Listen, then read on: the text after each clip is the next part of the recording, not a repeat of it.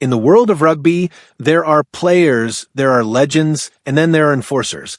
Men built not just to win matches, but to break opposition spirit before the first whistle even blows.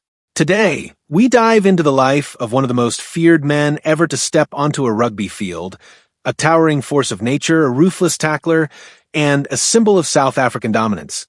This is the story of Eben Etzebeth, the greatest rugby enforcer of the modern era, and the man whose lifestyle matches his terrifying presence on the field.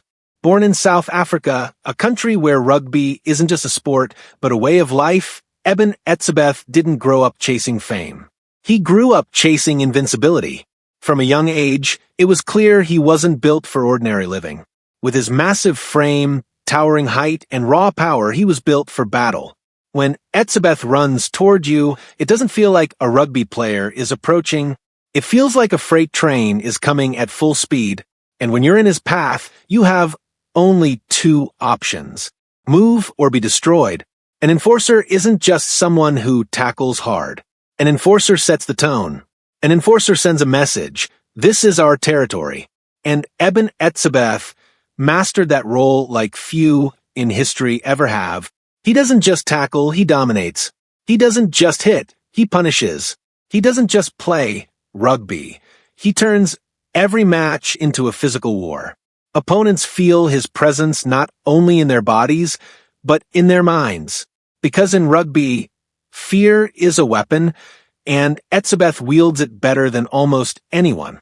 He's been called a wall, a weapon, a wrecking machine. Some even describe him as a modern-day rugby gladiator. But raw power alone doesn't make greatness. Eben Etzebeth is not just violent, he is a winner.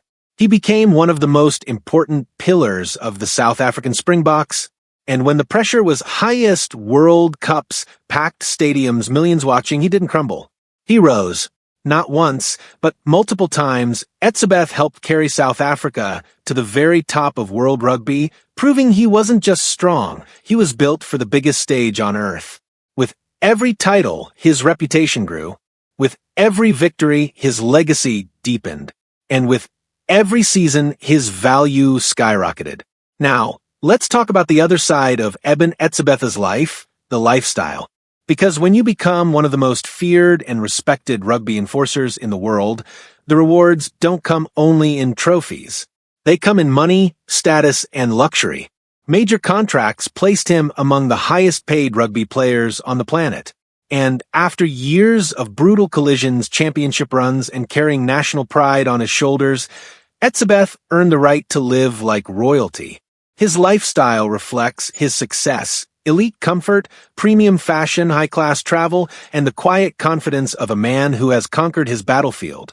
Fans often ask, what cars does he drive? Where does he live? How does he spend his money? While Etzebeth keeps much of his private life low-key compared to other stars, one thing is clear: he lives like a champion. Whether it's luxury travel or elite-level living, he carries the same dominance off the field that he shows on it.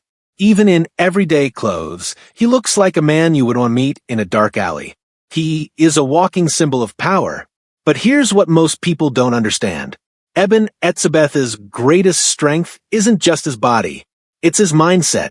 To be an enforcer, you need more than size. You need discipline. You need pain tolerance.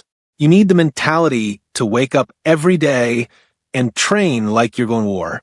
Etzebeth didn't become great by luck. He became great by sacrifice. He trained harder than most, played tougher than most, and never backed down. Not from injuries, not from pressure, not from critics. That's why he's respected.